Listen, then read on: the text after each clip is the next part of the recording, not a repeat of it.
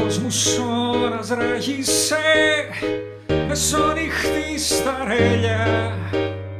Στο χέρι σου χλωροκλαρί, χαρτί και ένα φτερό. Τεσσερικά μανεκερί, τα ρούχα σου κουρέλια. Να σε σκεπάσω θέλησα, γλιστεράς και δεν μπορώ. Κοράλιο καταραμοκολός βαστάει να σε φιλέψει, γιατί πήγη στα νύχια σου στη σάπια κουπαστή. Είναι ένα φάδι αφορητό και μου μπουδάει τη βλέψη. Γαλάζιο βλέπω μόναχα, γαλάζιο και σταχτή.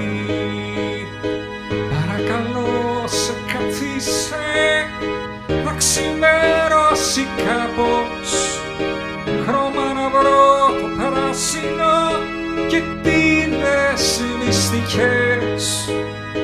Κι απ' εδώ φρύλο να σου πω, που μου πέ μαύρος κάπως. Τη νύχτα που μας έγλυφε φωτιά στο Μαρακές.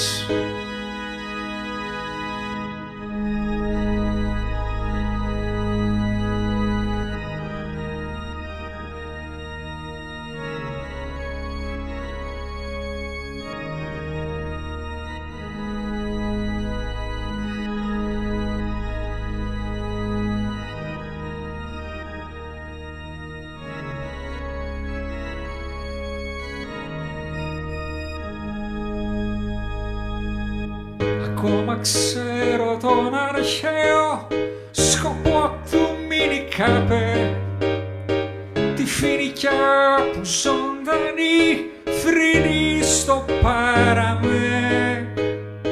Μα ένα πουλί μου μίλησε πως κάποιος άλλος τα πέ, κάποιος που ξέρει να ιστορά καλύτερα από μέ. Καμάτος είναι που μιλά, στενοχώρα και κάψα, πεισματική και πέταξες χαρτί φτερό κλαδί.